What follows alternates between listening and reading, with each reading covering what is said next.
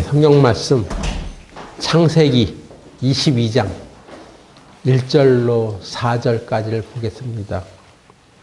창세기 22장 1절부터 4절까지입니다.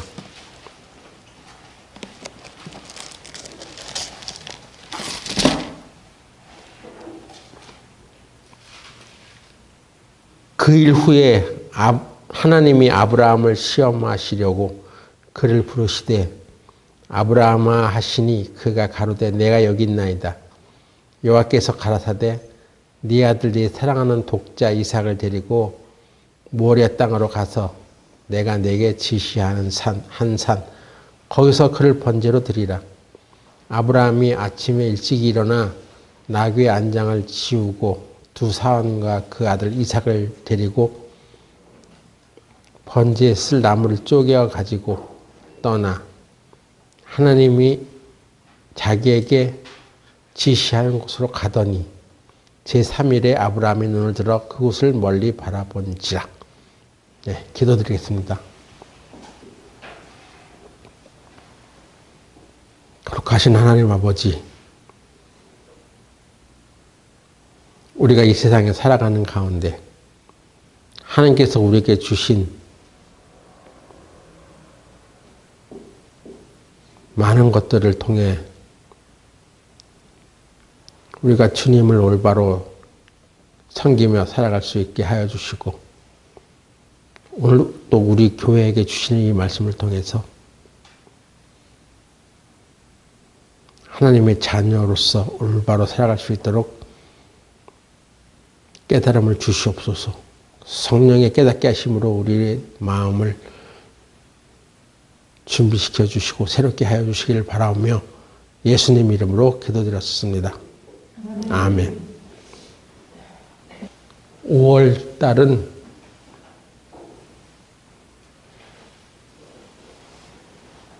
우리가 부모와 가족의 소중함을 되새겨보는 시간들이 많이 있습니다.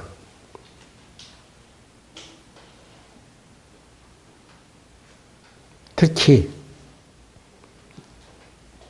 우리의 자녀들은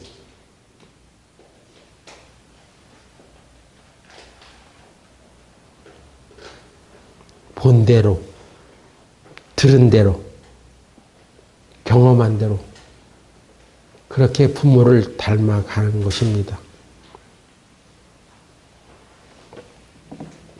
아브라함은 100세에 이삭을 낳았습니다.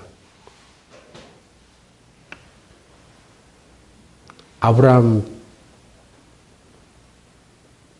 입장에서 보면 너무나 소중한 아들이죠. 귀한 아들입니다. 귀한 자식입니다.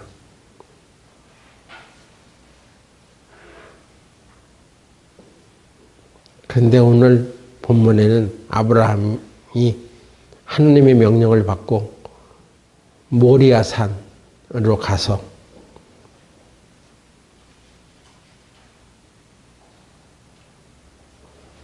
이삭을 제물로 드리려고 합니다.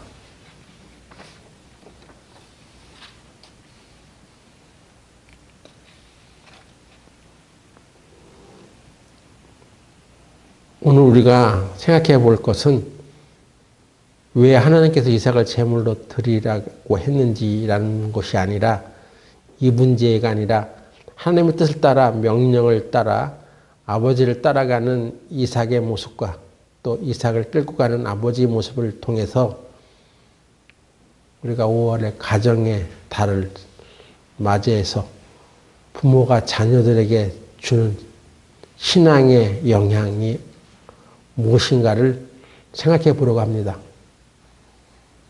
부모가 자녀들에게 주는 신앙의 영향.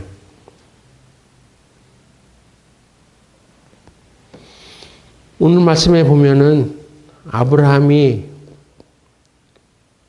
보여주는 모습이 어떤 것이 있습니까? 아브라함이 이삭을 사랑했다라고 하잖아요. 예. 아브라함은 자기 자식 이삭을 몹시 사랑했습니다. 부모가 자기 자식 사랑하지 않는 사람 없겠지만은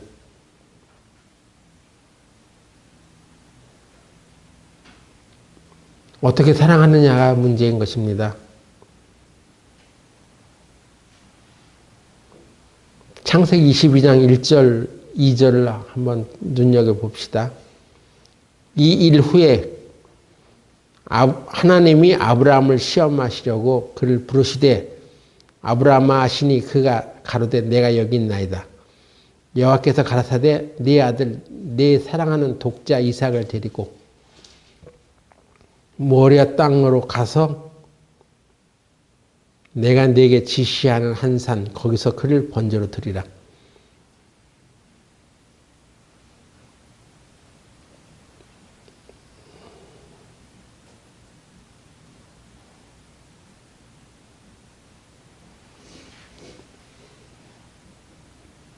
아브라함이 자기 자식을 사랑하죠. 그래서 하나님도 그걸 아셔. 네가 사랑하는 아들 이삭이라고 말했죠.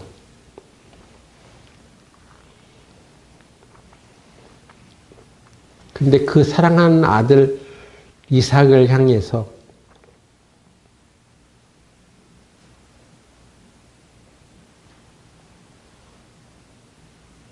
하나님은 그 네가 사랑하는 아들 이삭을 하나님께 번제로 드려 그것입니다.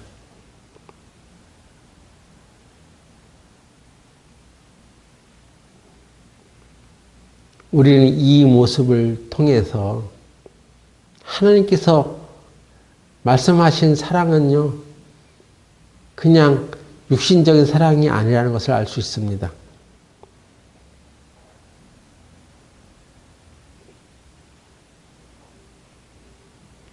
세상에서도 이 세상에서 사랑하는 것과 누구를 좋아하는 것과는 다릅니다. 사랑하는 것은 대가가 지불됩니다.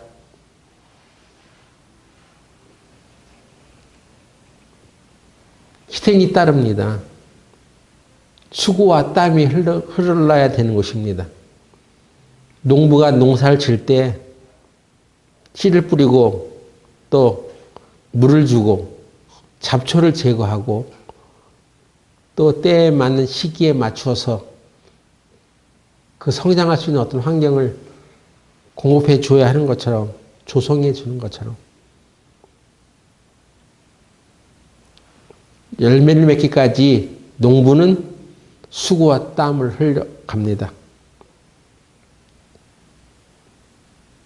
농부는 그 씨를 통해서 열매를 맺고자 하는 것입니다. 그것이 마치 우리 자식 농사하는 것과랑 마찬가지란 말이에요. 자식 농사할 때도 부모의 수고와 땀과 노력이 들어가는 것입니다. 그냥 좋아하는 것은 사랑하는 것과 무슨 차이가 있느냐? 사랑하는 것과 달리 좋아하는 것은요, 대가를 지불하지 않아도 돼. 수고하지 않아도 돼. 애쓰지 않아도 돼. 노력하지 않아도 됩니다. 그냥.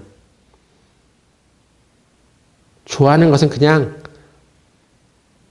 내가 대가를 지불하지 않아도 되고 내 필요만 채우면 돼. 나의 필요만 누리면 되는 것입니다. 이렇게 좋아하는 것과 사랑하는 것은 차이가 분명히 다릅니다.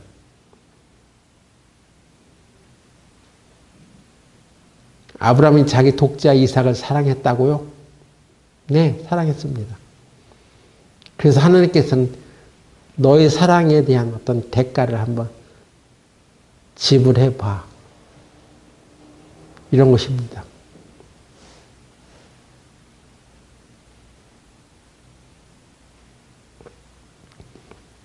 구약에 있어서 번제는 짐승을 각을 떠가지고 태워서 그것을 불에 태우는 것입니다.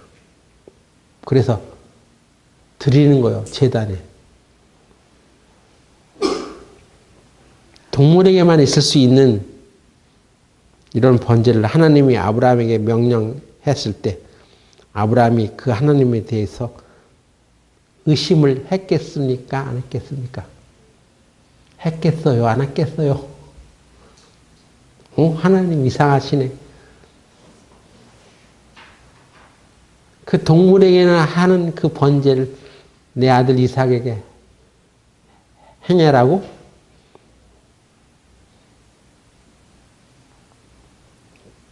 그래서 아브라함은 이거 뭔가 있어.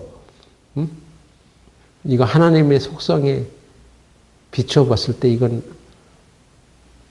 뭔가 있어 하고 이제 생각을 한 거예요. 그래서 아브라함이 이삭을 데리고 그 모리아 산으로 데려갑니다.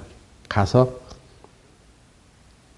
3일 후에 아브라함이 눈을 들어 그곳을 멀리 바라봤다고 했습니다.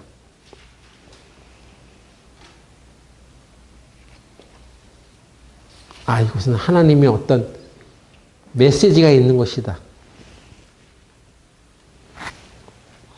훗날 예수님께서 하나님의 아들 예수 그리스도를 이 땅에 보내주셔서 하나님의 아들 예수, 하나님의 사랑하는 아들 그 예수를 통해서 우리의 죄와 허물을 다 담당하실 것을 멀리 바라본 거죠.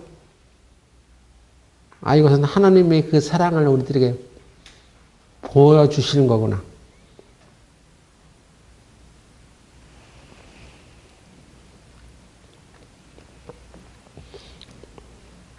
여기에 아브라함이 이삭을 사랑했다고 되어 있는데 내 사랑하는 독자. 여기에서 이 사랑하는 이란 히브리어를 보면 아카바,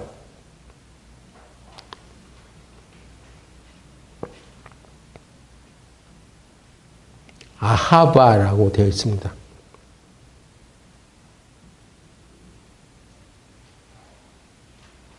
여기에서 이제 헬라어도 아가페라는 말이 나오는 거죠. 그래서 여기서 말하는 아하바는 아가서 같은 경우에 사용했는데 이 히브리 단어를 어떻게 쓰냐면 죽음같이 강한 사랑이라고 써 있습니다. 씁니다. 사랑은 죽음같이 강하단 말이에요. 죽음보다 강하단 말이에요. 자기 존재보다 더 강하고 더 우월하고 자기 존재보다 더 뛰어나고 자기 존재보다 더 탁월한 어떤 에너지, 기운 그런 것을 말합니다. 사랑한다는 말은 자기 존재보다 더 강한 기운이다 말이야.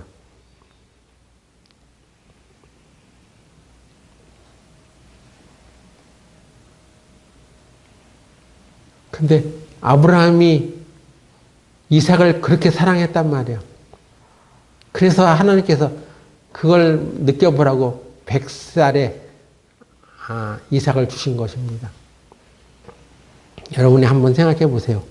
자식을 가질 수 없었던 그때 그 상태에서 100살에 얻은 아들. 너무나 귀한 거죠. 우리 입장에서 보면 너무나 소중한 거예요. 근데 하나님이 지금 우리에게 뭘 말씀하시냐면 너에게 그렇게 소중하고 귀한 그 사랑을 준 자가 누구야?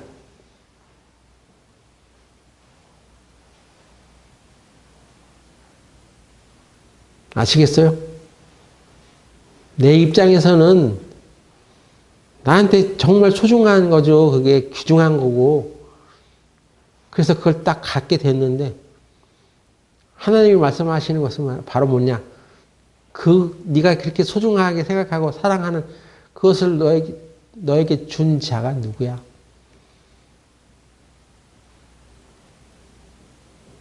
그 사랑보다 더 크단 말이에요, 하나님은. 하나님이 사랑이셔. 그래서 부모가 자녀를 사랑하는 것은 하나님의 창조 질서가 거기 포함되어 있어. 위에서부터 아래로 내려오는 것입니다. 하나님이 우리를 사랑하셨던 것처럼 부모는 자녀를 그렇게 사랑하는 것입니다. 그런 창조 질서를 따라서. 그래서 히브리어로 부모가 자녀를 사랑한다는 그 말에 아하바라는 단어를 쓰는데 자녀가 부모를 사랑한다는 뜻으로 사용되는 경우는 한 군데도 없다는 것입니다. 그 아하바라는 단어가. 자녀는 부모를 그렇게 사랑할 수 없는 것입니다. 자기 생명처럼 그렇게 사랑하지 못하는 것입니다. 아무리 자녀가 부모를 사랑해도 부모처럼 사랑할 수는 없는 거예요.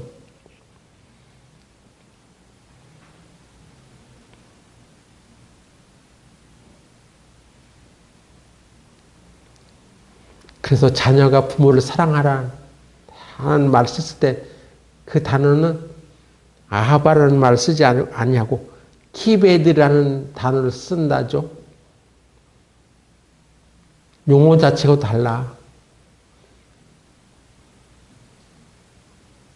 아무리 자녀가 부모를 사랑해도 부모의 사랑에 견줄 수가 없는 것입니다.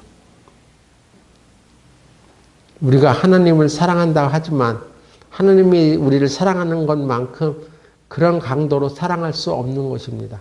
그렇게 못해.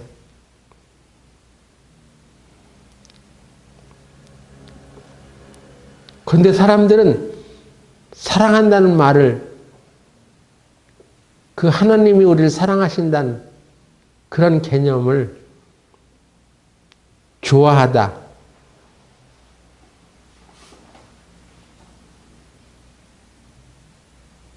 애정을 갖는다 또는 친밀하다 정도의 이런 류의 사랑으로 세상 사람들이 갖고 있는 그런 자기 주관으로 이것을 해석한단 말이에요. 사랑한다 그러면.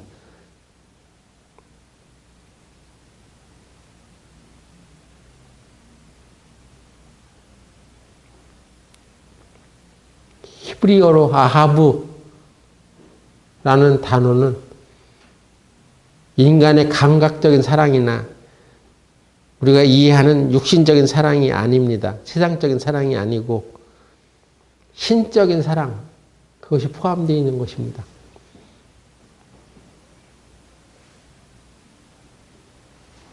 그래서 하나님이 자기 아들 예수님을 죽음에 내어줬을 때는 이것은 정말 자기를 내어준 거나 마찬가지요.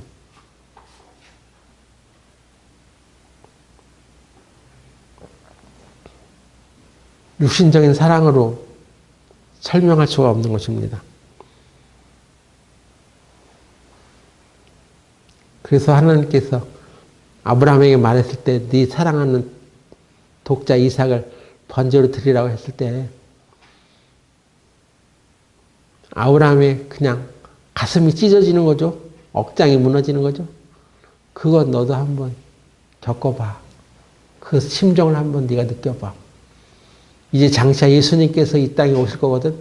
내가 예수님을 이 땅에 보낼 거거든. 근데 그 예수님은 나의 아들이야. 내 사랑하는 아들이야. 그 아들을 죽게 할 거란 말이야. 너희들의 죄를 대신해서 죽게 할 거란 말이야. 그것을 아브라함은 본 것입니다. 멀리 봐서. 아, 하나님의 뜻이 이것이구나. 그래서 하나님은 내가 지금 이삭을 소중히 생각하고 있지만 하나님이 이 이삭을 다시 살리실 것이다. 그것을 믿게 된 것입니다.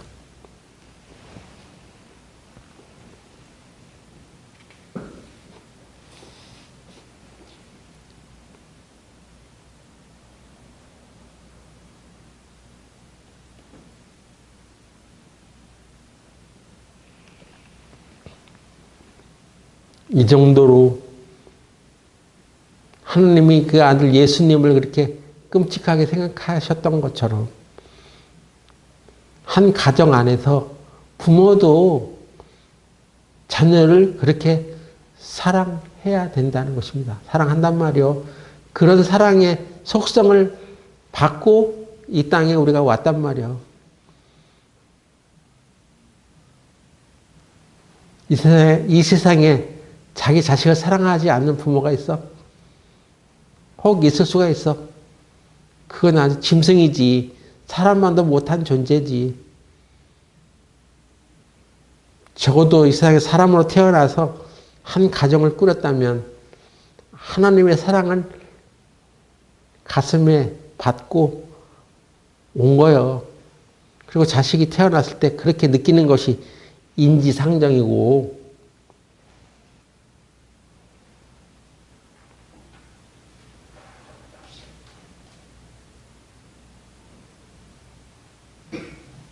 우리가 이 땅에 태어난 것도 스스로 태어난 게 아니잖아요. 우리들의 부모가 우리를 만든 것도 아닙니다. 하나님이 부모의 몸을 통해서 우리를 이 땅에 보낸 것입니다. 우리를 선택해서 우리들의 부모의 몸을 빌려서 하나님께서 우리를 이 세상에 보낸 것입니다. 여러분, 하나님으로부터 왔어요.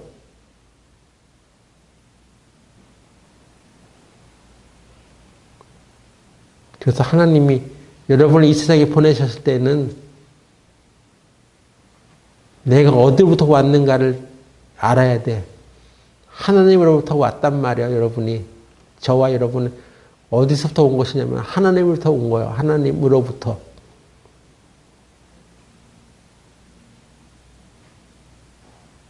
근데 예수님께서 이 땅에서 하나님의 뜻을 다 이루시고 뭐라고 말씀하셨냐면은 요한복음 17장 23절 보겠습니다.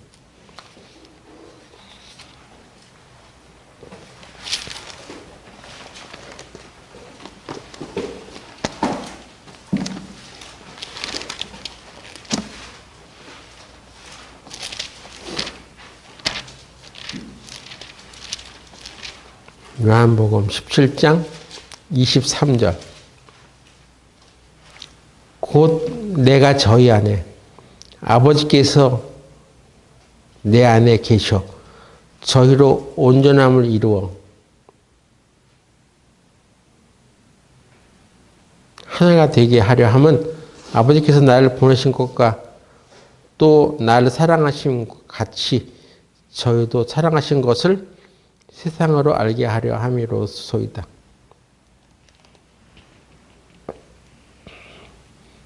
이거 굉장히 중요한 말씀입니다. 아버지가 내가 하나가 된 것 같이 저희도 내가 저 안에 있어서 하나를 이루게 하소서. 예수님과 아버지는 하나가 되셨습니다. 그 예수님이 바로 우리 안에 있단 말이에요. 그래서 우리가 예수님과 하나가 되면 우리 안에 예수님이 있고 예수님 안에 하나님이 있는 것입니다. 아버지가 있는 것입니다. 이렇게 세 영역이 우리가 속해 있는 거예요. 우리가 그렇게 해서 저희로 세상 사람들에게 하나님의 사랑을 알게 해 주십시오. 교회에게 또는 세상에게 아버지의 사랑을 알게 해 주십시오. 예수님과 하나가 되어서 우리가 하나가 될 때. 왜? 예수님 안에는 아버지가 있으니까.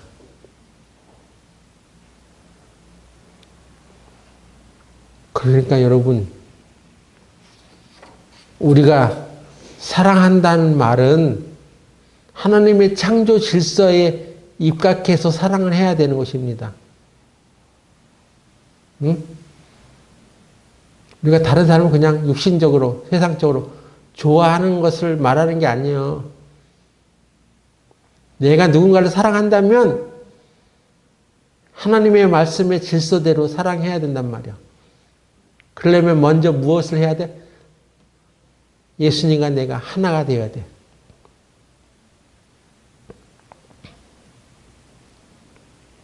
먼저 하나님의 온전하게 내 안에서 하나가 될 때 그것을 먼저 배우고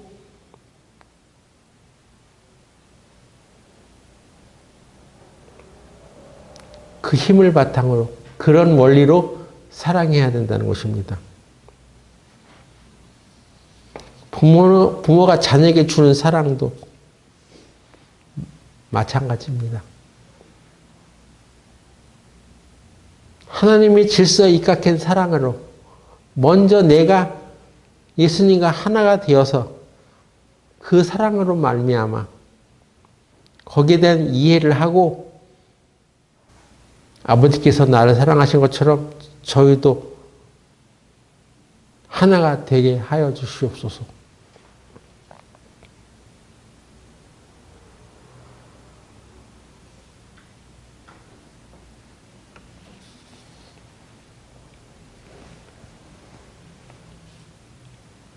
하나님의 온전함이 말씀과 온전함이 있어야 되는 거예요.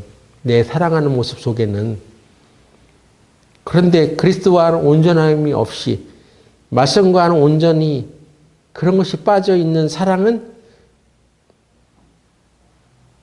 병든 사랑이에요. 삐뚤어진 사랑, 왜곡된 사랑.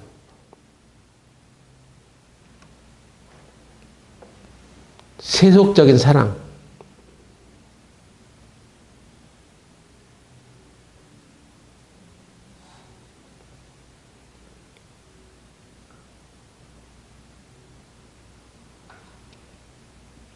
여러분이 아무리 자식을 사랑해도 거기에 하나님의 말씀에 위배된 사랑, 하나님의 약속의 말씀과 정상관없는 사랑은 삐뚤어진 사랑입니다.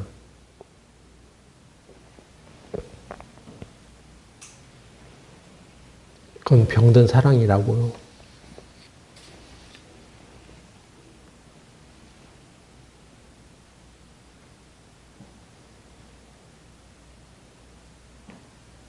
그래서 내가 자식을 사랑하려면 먼저 무엇을 얘기해야 되냐면 예수님으로 인하여서 우리가 그 사랑을 잊게 됐다는 원리를, 온전해졌다는 원리를 알려줘야 합니다.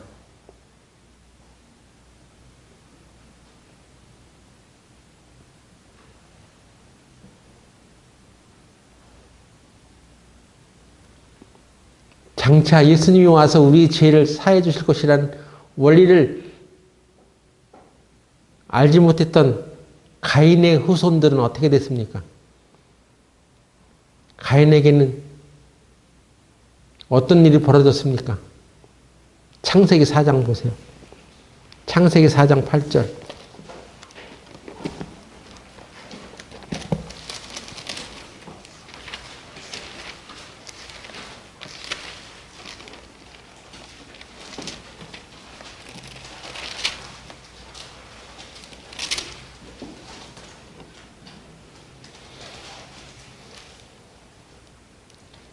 가인이 그 아우 아벨에게 고하니라. 그 후 그들이 들에 있을 때 가인이 그 아우 아벨을 쳐 죽이니라. 인류 최초의 살인사건이 벌어졌습니다. 가인은 아벨을 왜 죽였습니까? 뭐 때문에 죽였습니까? 시기 질투 때문에 죽였죠.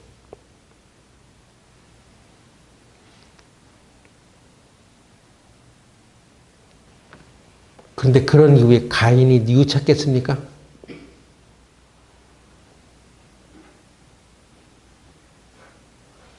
네, 뉘우쳤겠죠.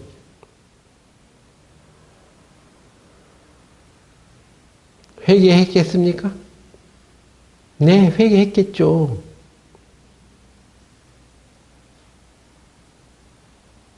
네, 뉘우칠 수 있습니다. 회개할 수 있습니다. 근데 우리 죄는 영적인 문제이기 때문에 그냥 그렇게만 한다고 없어지는 것은 아니잖아요. 반드시 무엇을 통과해야 됩니까? 그래서 아벨의 제물을 드렸던 것처럼 양을 잡아서 피를 흘려야지만 죄가 사해진다는 그 원리를 통과해야 돼. 그래서 그 양심상으로 온전해져야 돼. 근데 여전히 가인은 예수님의 피가 와서 우리 죄를 사해 주신다는 이 영적인 원리를 깨닫지 못했습니다. 예수님의 피에 대한 복음을 붙들진 않았어요.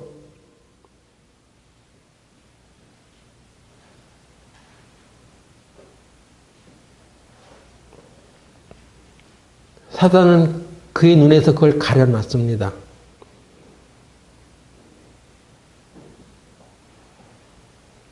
우리는 잘못을 뉘우칠 수 있습니다. 회개할 수 있습니다.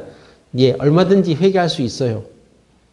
그러나 예수님의 피로 인한 속죄의 원리를 통하지 않고서는 우리들은 영적인 죄의 문제를 근본적으로 해결받지 못합니다.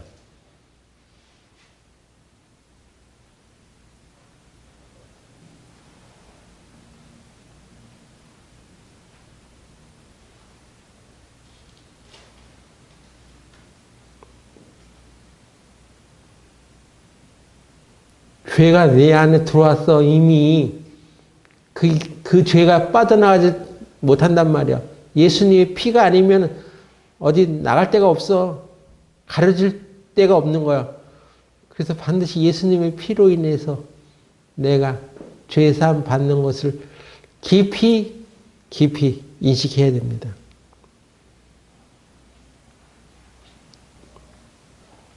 그 후에 가인의 후손들이 어떻게 됐냐 말이죠. 창세기 4장 23절 보세요.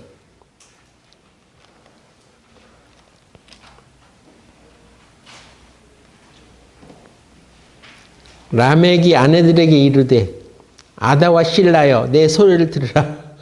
라멕의 아내들이여 내 말을 들으라. 나의 창상을 인하여 내가 사람을 죽였고 상함을 인하여 소년을 죽였도다. 가인을 위하여는 법이 700인데 라멕을 위하여는 벌이 77립에 이르로다 하였더라.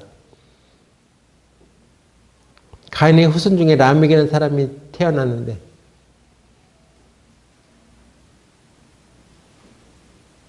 라멕은 아내도 많어? 둘이야? 아내들이여. 내 말을 들으라 하면서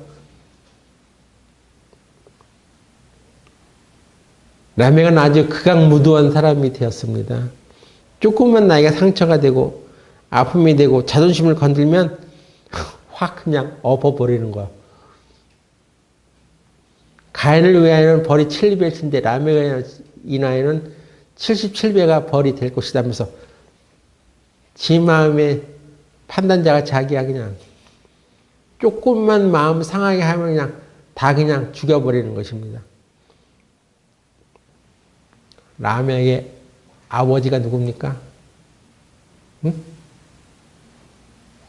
라멕이 어디로부터 왔어? 가인. 가인을 꼭 닮았습니다.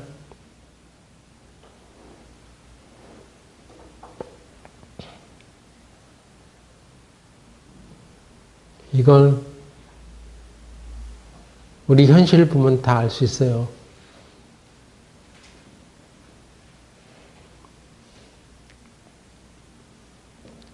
그 아버지를 꼭 빼닮았네 그냥.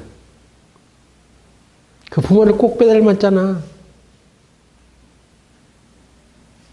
아버지가 했던 그대로 자식이 그걸 본대로 그냥 하는 거야.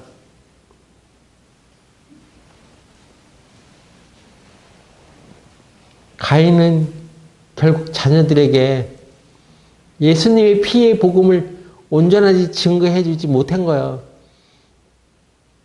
아직도 자기 열심히 사로잡혀서 내가 더 하나님께 의로운 제사를 드렸는데 말이야.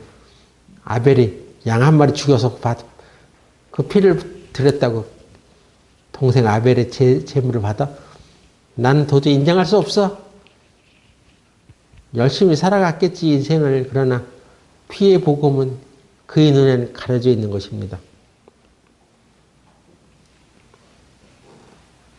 라멕은 어디서 왔습니까? 가인으로부터 왔어.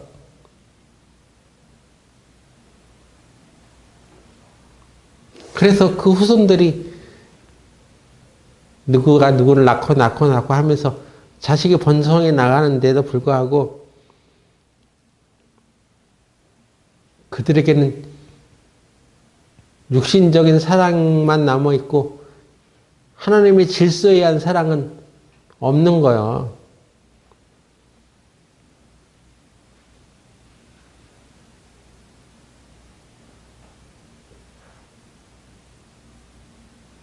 그래서 우리는 하나님 없이 떠난 그 족보를 타고 오다가 부모로부터 왜곡된 사랑을 받고 살아왔단 말이에요.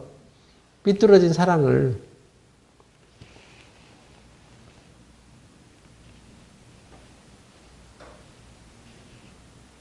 그래서 사랑은 무조건 아름다운 것, 세상적인 것, 좋은 것, 이런 개념만 들어와 있고 진정한 사랑은 거기에 희생이 따라야 된다. 그 원리를 놓쳐버린 것입니다. 그래서 잘 안 대해주면 사랑하지 않는 것이고 그냥 잘 대해줘야지만 사랑하는 것 같고 싫은 소리 하면 사랑하지 않는 것 같고 입 다물고 조용히 있어야지 그냥 사랑하는 것 같고 이것이 우리에게 내려온 적폐라는 거예요. 청산해야 될 적폐.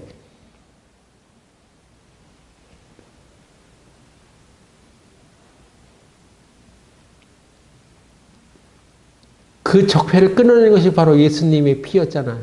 그래서 우리가 복음을 듣게 되었을 때 예수님으로 인해서 우리에게 잠재적으로 이렇게 잘못 전해진 사랑에 대한 개념, 그것을 완전히 끊어내는 것이 바로 예수님의 피였어요. 아, 우리의 죄는 바로 이것이구나. 그래서 예수님이 십자가에 달리셔야만 했었구나. 그분이 그렇게 대속해 주심으로 인해서 이 위로부터 내려왔던 잘못된 사랑이라는 개념을 끊어낸 것입니다. 끊어낸 것이에요.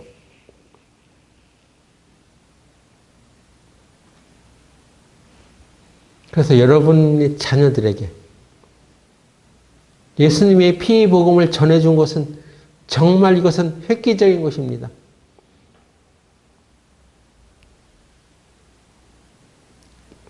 여러분이 아무리 교회를 열심히 다니고 직장을 열심히 다녀도 자녀 교육에 실패하면 이건 아무것도 아닌 거예요. 그 집안에 웃음이 나올 수 없어.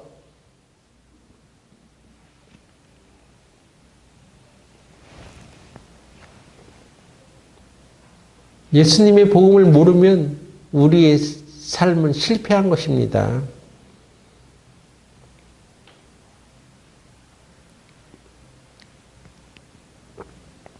아벨의 피를 통해서 그 제사를 통해서 의로워지는 것처럼 졌던 것처럼 예수님의 피로 인해서 우리 죄를 사함 받았다는 것을 이 원리를 이 복음을 깨닫는 순간에 우리는 선대로부터 내려왔던 잘못된 이런 가르침을 끊어냈던 것입니다. 끊어진 거예요, 거기서. 그러니까 우리 자녀들에게는 무엇을 전해줘야 돼? 예수님의 피.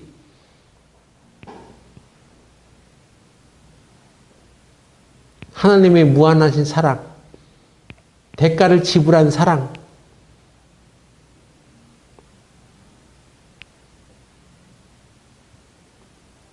나에게 그런 소중한 자녀를 준 분이 바로 하나님이시라는 것. 내 자식보다 더 소중한 분이 바로 하나님이다 이것입니다.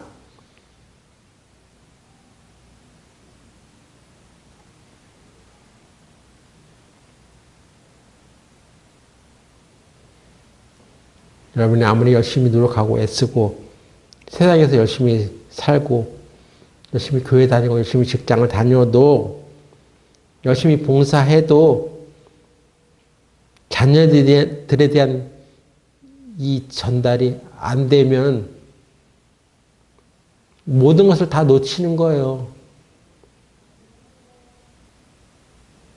하나님의 생명을 전해줘야 하는 것입니다. 여러분 자녀들에게 하나님의 생명을 전해줬어요?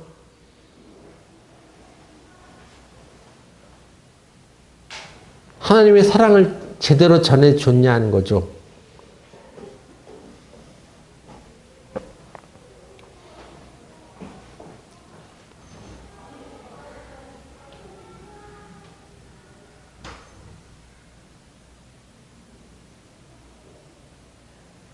예수님이 내 안에 있지 않습니까? 거기엔 아버지가 있지 않습니까? 그래서 우리도 내가 아버지 안에 있고 아버지가 또 내 안에 있는 것처럼 온전해져서 그것을 바탕으로 교회에게 또 세상 사람들에게 증거하겠나이다. 하나님을 증거하겠습니다. 그러니까 먼저 자식들에게, 자녀들에게 뭔가를 가르치기 전에 먼저 내 자신이 하나님과 온전해진 사람이냐 하는 것이죠.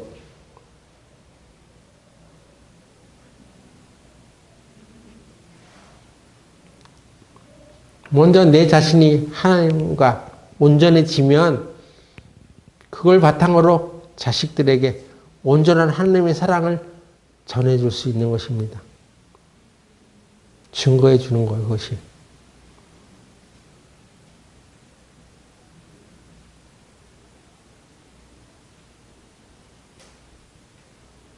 자, 그런 하나님의 신적인 사랑, 하나님의 질서를 바탕으로 한 사랑을 했던 사람들의 이야기를 좀 들어보겠습니다. 아브라함은 이삭을 어떻게 사랑했습니까? 어떻게? 창세기 22장 3절 보세요.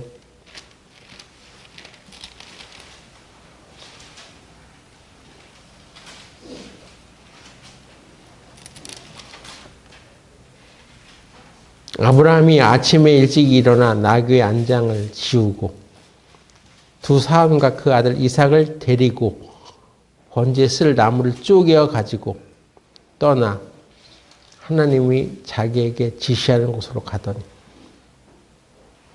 여기 그 아들 이삭을 데리고 갔다 그래도 데리고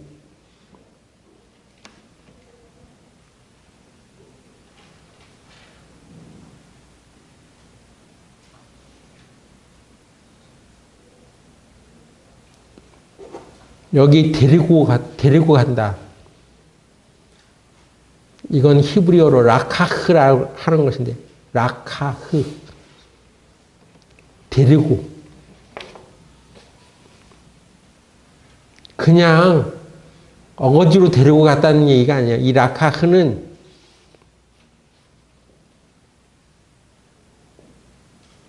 그냥 뭐 설득을 해가지고 데려갔다는 얘기가 아니야. 이삭아, 나랑 잠깐 어디 좀 가자. 왜요? 싫은데요? 그래서 잘 설득해서 데리고 간 것이 아니야. 이 라카흐는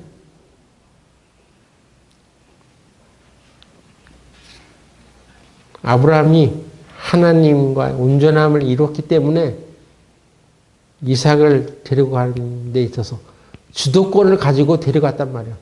너는 반드시 가야 돼. 이리 와! 하면서 데려간 것입니다.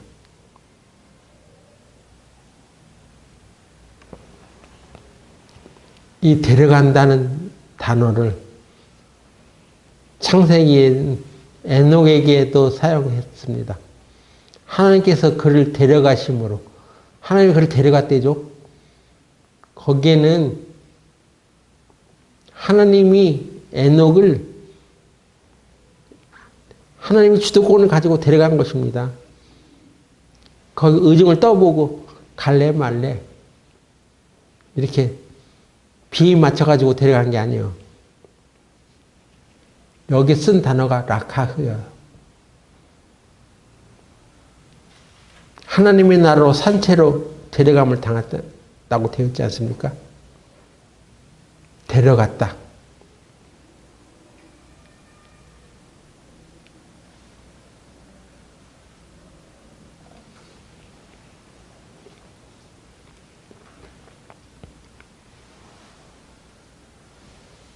어떤 법적 기관에서 피의자를 소환할 때도 이런 말을 쓴답니다. 강제적으로 데려가는 거예요.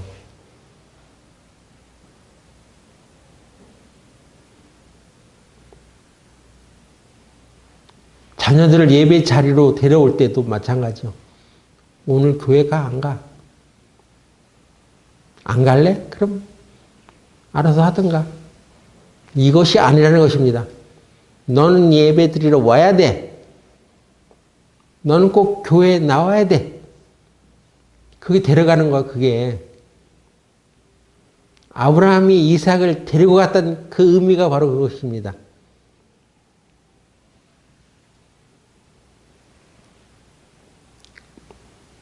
여러분들은 자녀들을 어디로 데려갔습니까? 어디로 데리고 다니십니까? 좋은 곳으로? 추억의 장소로 데려가지. 그런데 아브라함이 이삭을 데려갔던 장소는 어떤 장소입니까? 번제 드리는 장소요. 22장 3절 다시 한번 보세요. 아브라함이 아침에 일찍 일어나 나귀의 안장을 지우고 두 사람과 그 아들 이삭을 데리고 번제 쓸 나무를 쪼개어 가지고 떠나. 번제 쓸 나무를 아브라함이 쪼갰겠죠.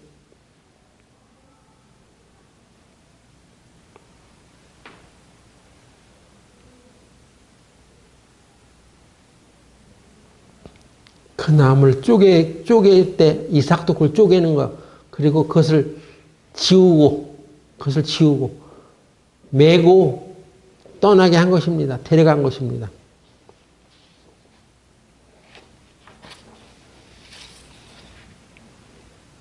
여러분 자녀들에게 무거운 일을 안 시키고 싶지. 희생의 자리로 나가게 하고 싶지 않지. 그건 하나님의 사랑이 아니란 말이에요. 그게 사랑하는 아들 이삭을 향한 하나님의 메시지가 아니에요. 온갖 재밌는 데는 다 데리고 가면서 희생하는 자리는 안 데려가, 자녀들한테. 그건 잘못된 사랑이요. 삐뚤어진 사랑. 왜곡된 인간적인 사랑만 하고 있는 것입니다. 사실 그건 사랑이라는 말도 쓰면 안 되죠.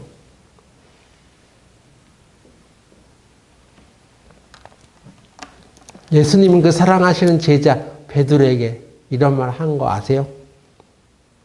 마태복음 16장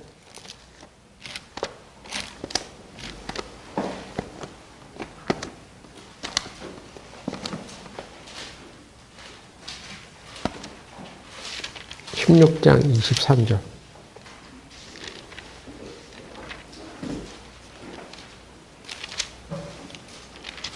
(16장 23절)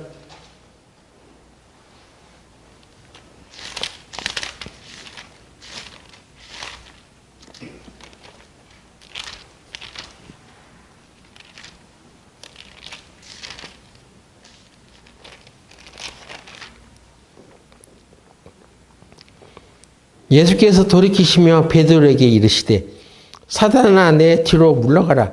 너는 나를 넘어지게 하는 자로다. 네가 하나님의 일을 생각지 아니하고 도리어 사람의 일을 생각하는도다 하시고. 베드로에게 야 너는 나를 넘어지게 하는 자야. 사단아 내 뒤로 물러가라. 아무리 가깝고 아무리 친하고 아무리 신뢰할 만한 사람일지라도 성경 말씀을 비껴 나갈 때 예수님은 단호하게 말씀하셨습니다.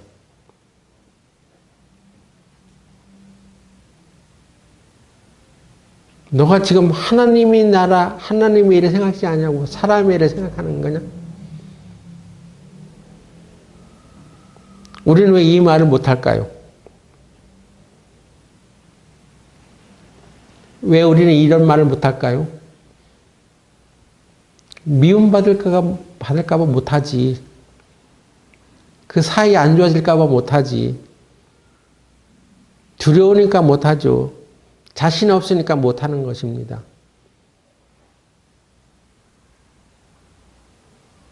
여러분이 사랑하는 자식이 하나님의 일을 그르치고 하나님의 일을 생각하지 않고 사람의 일을 생각하고 말할 때, 야, 마귀 같은 소리 하지 마.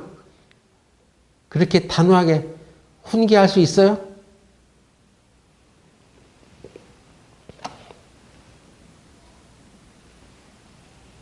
그렇게 할 수 있는 것이 진정한 하나님의 질서에 의한 사랑이라는 것입니다. 예수님은 베드로를 끔찍히 사랑했죠.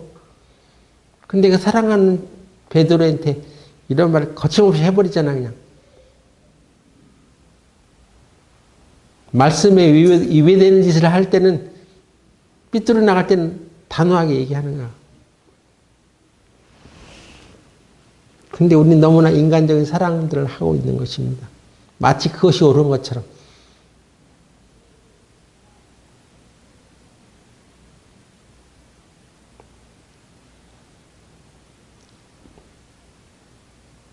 하나님의 사랑을 올바로 배웠던 사람 중에 하나가 바로 루포라는 사람이 있는데, 루포가 누군지 아십니까? 네, 마가복음 15장 21절. 마침 알렉산더와 루포의 아비인 구레네 사람 시몬이 시골로서 와서 지나가는데 저희가 그를 억지로 같이 가게 하여 예수의 십자가를 지우고, 구레네 시몬이라는 사람이 예수님의 십자가를 억지로 지고 골고다를 향해서 갔습니다. 그때가 유월절 절기 때 예수님의 십자가 형벌이 이루어졌잖아요.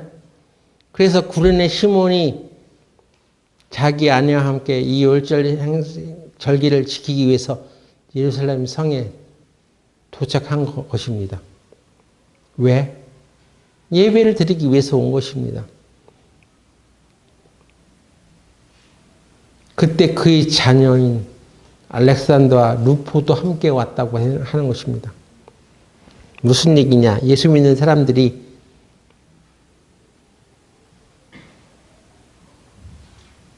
오늘 우리는 예배 드리러 가야 돼 하면서 간 것이죠. 그건 마찬가지로 구레네 시몬은 유월절 절기를 지키기 위해서 예루살렘으로 가는 중이었습니다. 그때 예수님이 십자가 지고 가는 중이었어. 근데 예수님이 너무 힘들어서 넘어지니까 로마의 군병들이 야 거기 당신 일로 와 해가지고 예수님이 십자가를 억지로 지게 했던 사람이 바로 이 구레네 시몬이라는 사람이에요. 그의 아들 중에 알렉산더 루포라는 사람이 있었단 말이에요.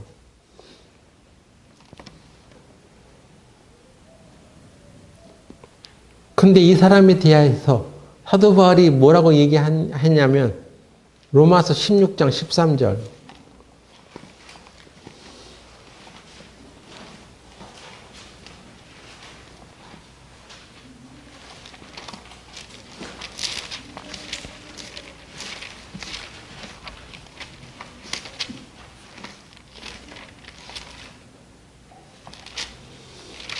로마서 16장 13절 주 안에서 수고한 드루비나와 드르보사에게 문안하라. 주 안에서 많이 수고하고 사랑하는 것에게 문안하라. 주 안에서 택하심을 입은 루포와 그 어머니에게 문안하라. 그 어머니는 곧 내 어머니니라. 13절은 주 안에서 택하심을 입은 루포와 그 어머니에게 문안하라. 그 어머니는 곧 내 어머니니라.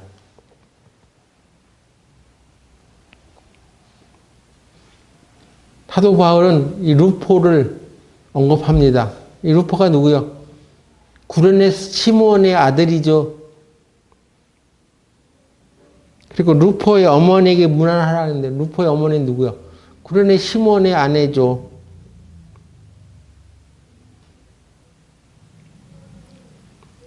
사도 바울이 이 사람에게 문안하라 얘기할 정도면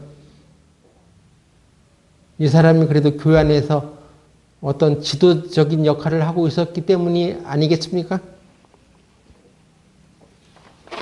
그는 어떻게 교회 안에서 이렇게 지도적인 역할을 할 수 있는 사람이 되었습니까?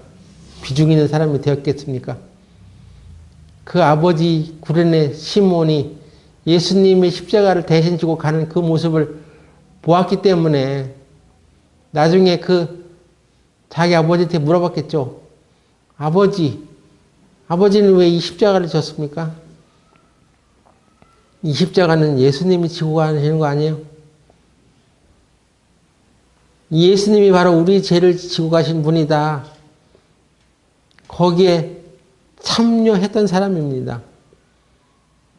그 신앙을 보고 배운 거죠.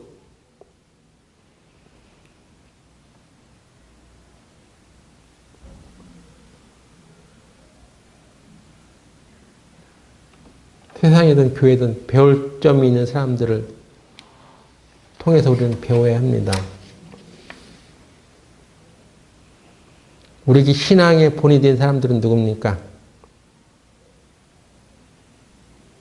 우리에게 영적인 영향을 준 사람들은 누구냔 말이에요. 희생하는 사람,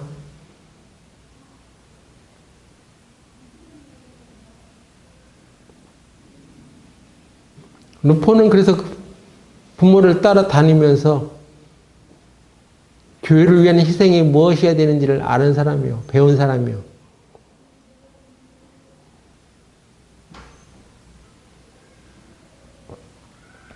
그리고 진정한 사랑은 바로 이렇게 하나님의 질서에 의해서 그 질서를 따라서 사랑한다는 것을 보고 배운 사람입니다.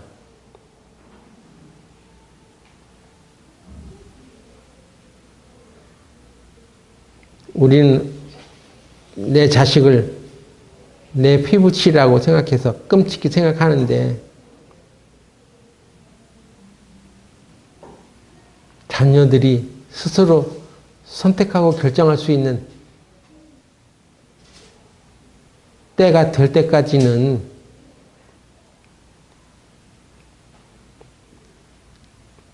먼저 부모가 그 바운더리를 결정해 줘야 하는 거예요.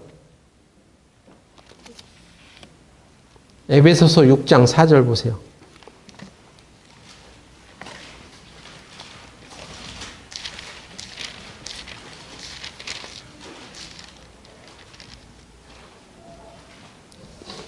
우리 한 목소리로 읽어볼까요? 시작.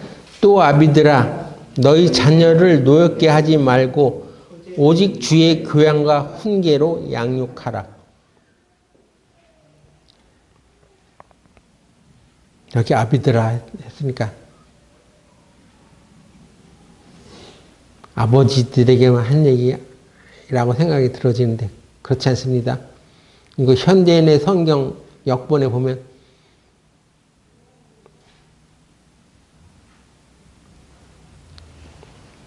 또 부모들아 이렇게 되어 있어요.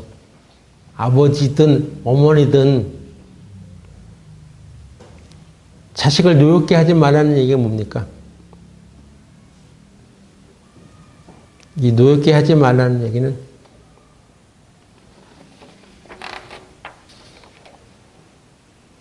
화나게 하지 말라 뭐 그런 뜻인데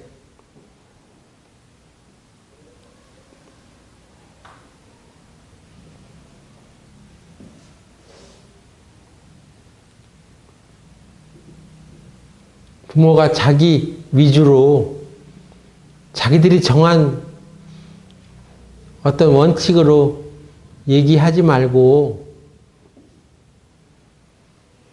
아직 자녀가 스스로 선택하고 결정할 수 있는 나이가 아닐 때는 어떻게 해야 되냐? 하나님의 말씀에 입각해서 주의 교양과 훈계로 양육하라고 했잖아. 부모의 자기 생각, 자기가 알고 있는 그 왜곡된 사랑의 개념으로 말하지 말고 잘못 배워온 조상들로부터 잘못 배운 사랑의 개념으로 이렇게 왜곡해서 말하지 말고, 응? 그냥 좋은 게 좋은 거지 하고 이래도 흥 저래도 흥, 네가 하는 말이 다 옳아, 하는 생각이 다 옳아 하면서 편들어 주지 말고 오직 주의 교양과 훈계로 양육하라. 하나님 말씀에 따르면 이것은 안 돼. 다시 말해서 이 바운더리를 정해주라는 얘기는 경계선을 정해주라. 다시 말해서 노라고 말할 수 있는 그 경계를 정해주란 말이요. 이것은 안 돼. 하나님 말씀에 따르면 여기는 안 돼. 이것은 안 되는 거야. 이렇게 딱 바운더리를 쳐주란 말이에요.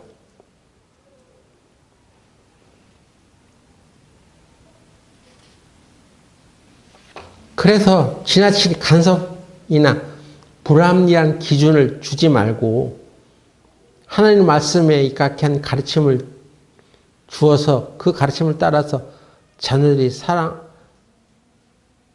살아갈 수 있게 지도해라. 그런 방식으로 양육하라는 것입니다. 그렇게 안 하면 자녀들이 기준이 없어져 버려. 애가 뭐가 옳은 거야, 옳고 그름을 제대로 파악할 수가 없는 거야.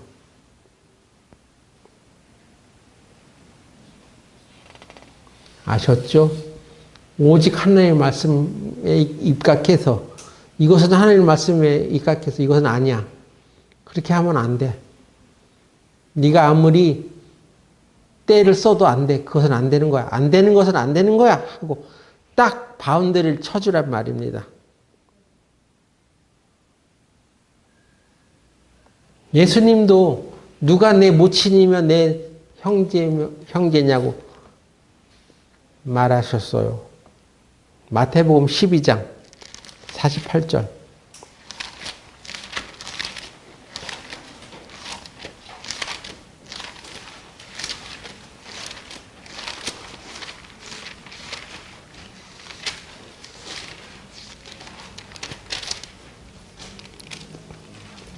마태복음 12장 48절.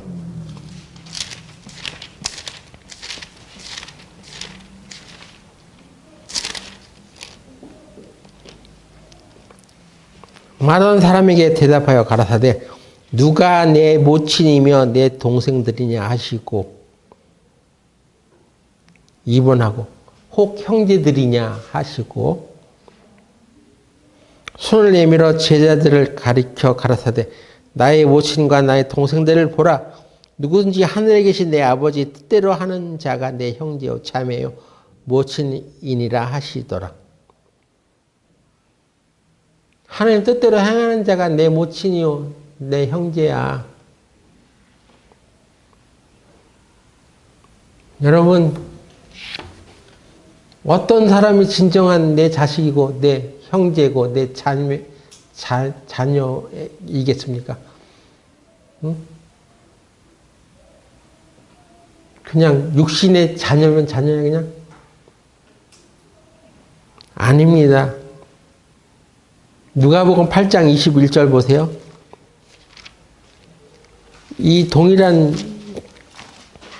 것에 대하여 하신 말씀이 있습니다. 누가복음 8장 21절. 예수께서 대답하여 가라사대 내 모친과 내 동생들은 곧 하나님의 말씀을 듣고 행하는 이 사람들이라 하시니라. 하나님의 말씀을 듣고 행하는 사람들. 아시겠어요? 예수님이 말씀하신 것입니다. 누가 내 형제고 누가 내 가족이야? 하나님의 말씀을 듣고 행하는 자들이 내 가족이야. 가족은 좁은 문, 좁은 길을 걸어가는 사람들입니다.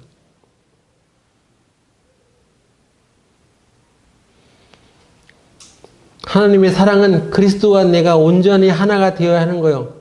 예수님이 말씀하신 것이 바로 나와도 동일하게 이루어져야 하는 것입니다. 그냥 감성적인 사랑이 아니야. 감정적인 사랑이 아니야.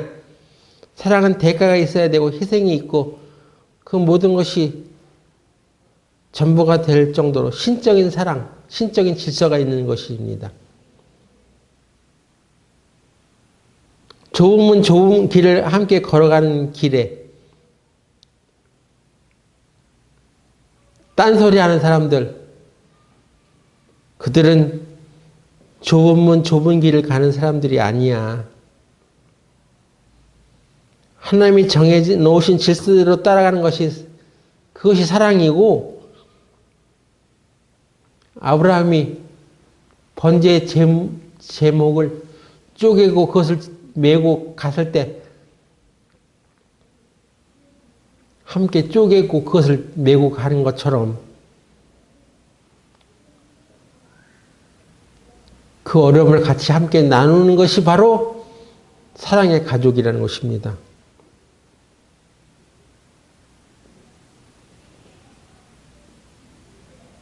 우리가 그동안 그렇게 못했다면 이제부터라도 지난 날을 우리가 반성하고 하나님의 질서대로 사랑하는 가족들이 되시기 바랍니다. 기도하고 마치겠습니다. 거룩하신 하나님 아버지, 5월달 이 가정의 달을 맞이하여 주님께서 우리에게 주시는 메시지를 통해 우리가 어떻게 하나님의 사랑을 해나가야 할지를 잘 배워서 우리가 먼저 예수님과 하나가 되고 온전함을 이루어 주위 사람들에게, 가족들과 교회와 세상에 하나님의 사랑을 증거하는 자들이 되게 하여 주시옵소서. 예수님의 이름으로 기도드렸습니다. 아멘.